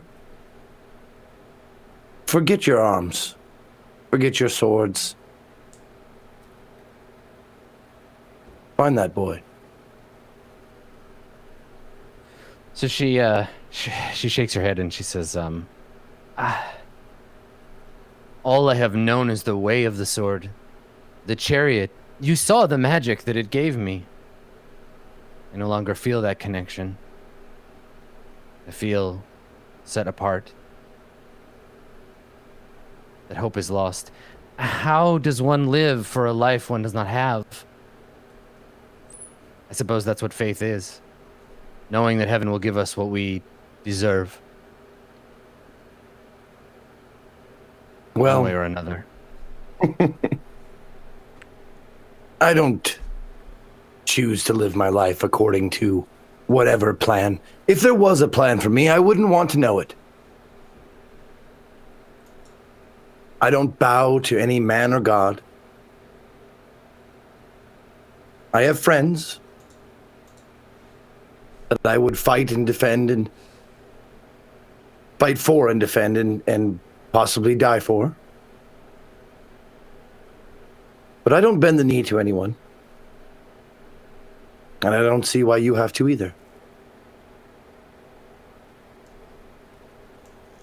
When you were young and you were traveling, do you remember being happy? She nods. Yes, I have been happy many times in my life. Not simply from before, but as a guard serving the city, serving the Aharisa brought me great honor. Mm-hmm. Great pleasure in my work. So you went from taking pleasure in being a vagabond, being a traveler, a roamer, to having a purpose, being a guard in the city. Purpose is the only pleasure an adult can have. The pleasure I had as a child was the joy of ignorance. I did not know my purpose. We trade this kind of joy for meaning, I think, when we get old. Yes. I've seen many do it. And I've seen many lead humble existences of moderate joy and contentment. But I think people like you and I, who have that wanderlust, cannot stay in one place for too long.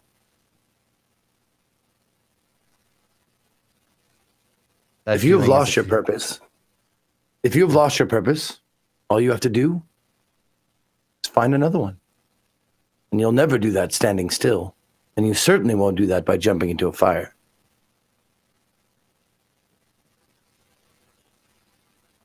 Yeah, I think she scowls and kind of like just looks out the window like, I don't know about you. I don't know about this. And one last thing I would like to leave you with. Before you make any decisions, since you have decided that maybe the last decision, you will make the final decision. Before you do that, ask, what do I have to lose if I do exactly what I want?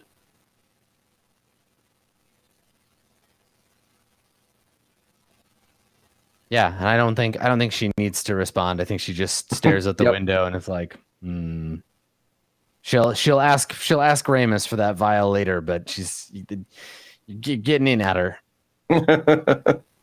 So as the sun sets, the train pulls into the station, Palace Station, and you emerge into a city that appears not to be currently in the midst of war.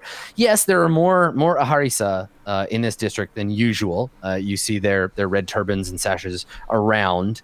But for the most part, it's business as usual.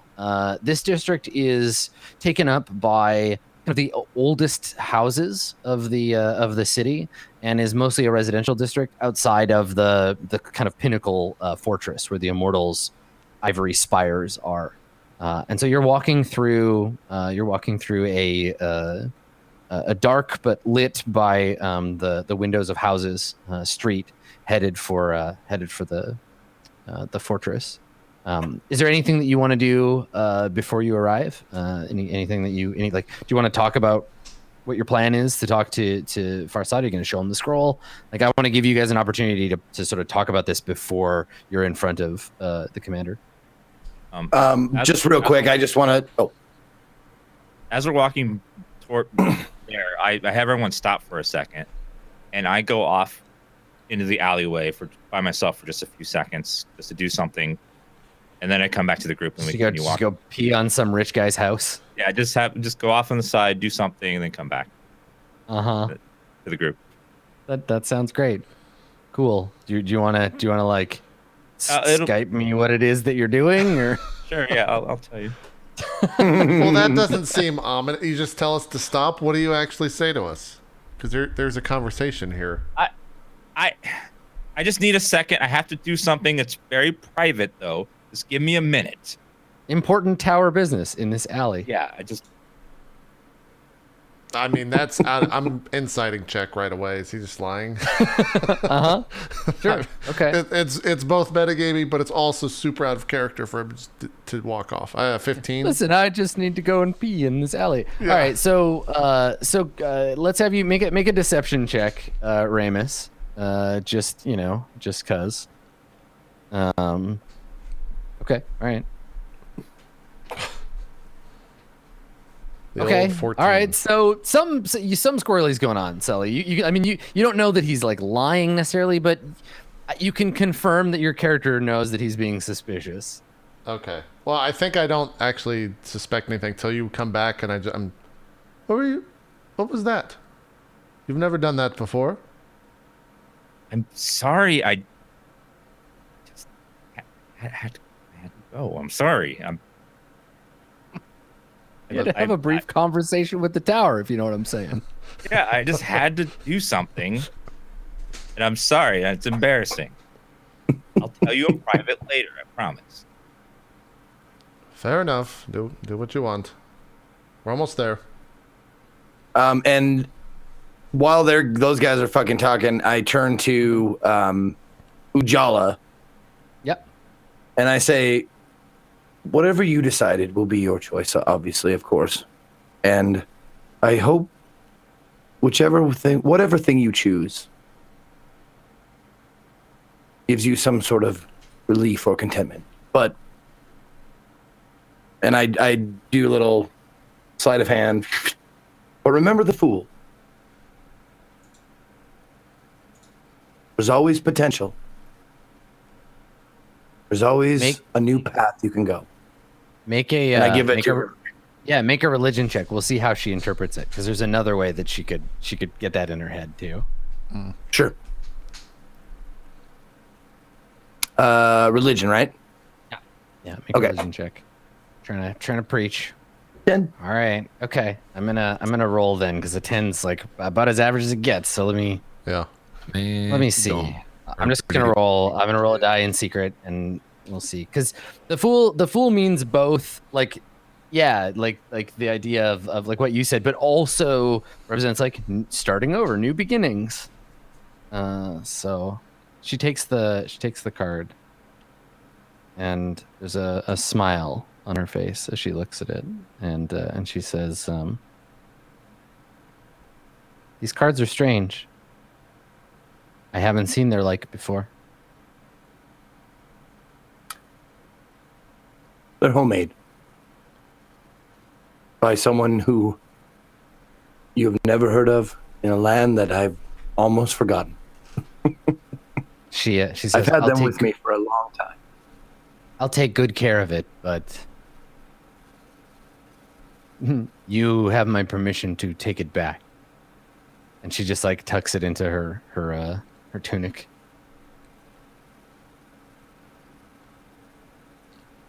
All right. So yeah, so you arrive at the fortress, and as I've described before, it is set about as high as you can get in the great stony mount upon which the city sits, and it is made predominantly of ivory, these big tall ivory spires topped with obsidian and gold, and then around them they've built this red stone fortress of the Aharisa. And when you arrive, there are a group of Aharisa who are changing a banner. They're pulling down a big red flag that has the sigil of the Aharisa and then like a gold stitched like word underneath in some elder language that isn't in common use. Sully and Kalimat, if you want to make a roll, you could try to figure out what that is. Do you want to make 2 rolls, or you want to help one? What's the roll? It depends. If you confer, it'll be a history roll. I have a +7, Zeke. Do you have a high history? And we're trying to discern what. This is just recognizing. So it's an elder version of like it's an old language. It says something in gold. It's like a gold stitched like word or name or something. But I want to give you more information, but I want to see if your characters like recognize or understand the context. And they're pulling this down and putting up another one. Then I'll look at Ramus, or not Ramus, excuse me. I'll look at Sally and I'll be the helper. Okay. Like, I think I've seen that somewhere before.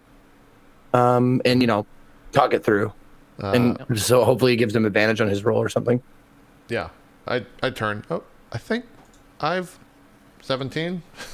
Yeah. Okay. So you don't speak the like language, or you don't read the language that it says, but the context here is, so this is the heraldry essentially of the Aharisa. It's a big red scarlet banner with a gold embroidered scimitar on it, and then like a sort of a curved like sunrise or something behind it, like basically just a sigil. And then below it is written in the ancient language of the people that lived here prior to the Court of Wands being founded. It's like the name of a house or a family. And the reason that they would be taking it down would be that it's the name or the family of the like high commander.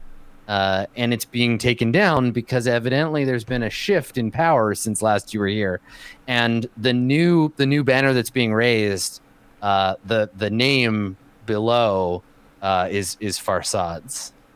So either he's been appointed or self-appointed himself high commander of the Aharisa while you were gone.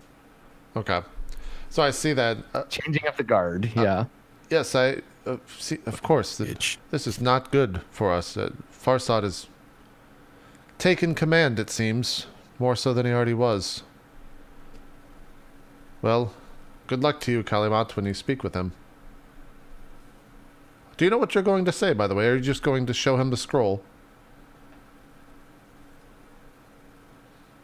Yes. And it's going to be me and Ujala.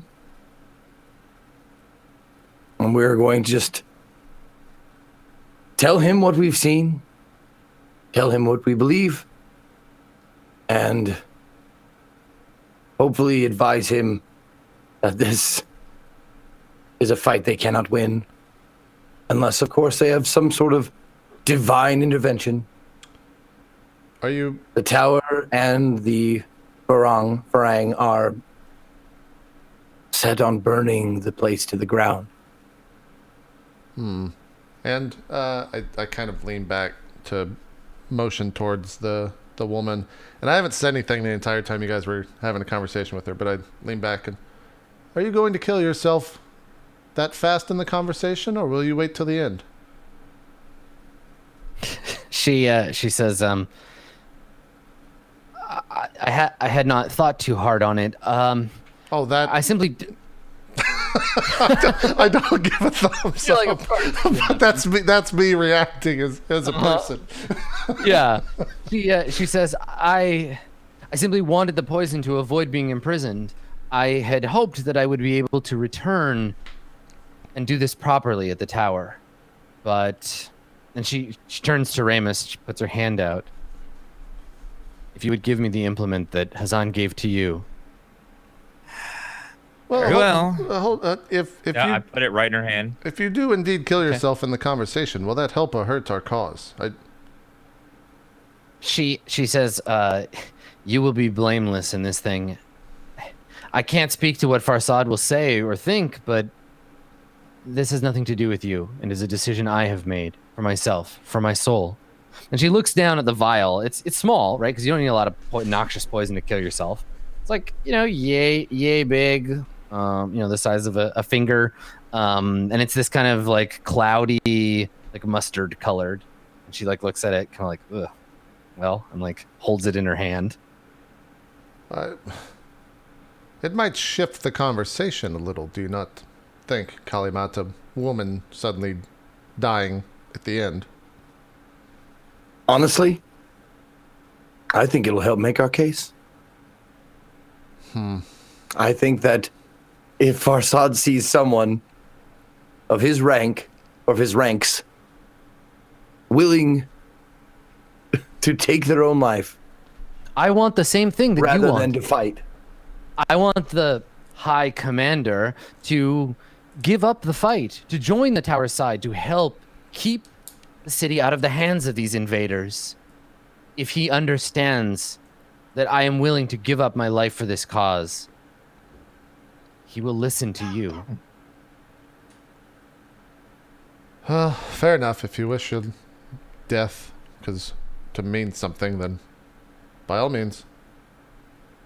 If it goes poorly, though, I'll make sure Ramus says some prayers. Yeah. Bless her and on to the next life. No, if this was not I do not mean positive ones. This was not heaven's will. If this was not heaven's will, we would not be here. All things according to the wheel. Mm-hmm. Now, let's go. We have a high commander to speak to. Yeah, I'd put my hand out and usher her forward.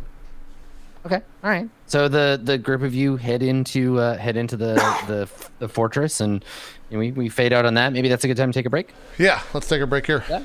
We'll be right back after a quick break. We still got 2 hours left to go here at Court of Swords.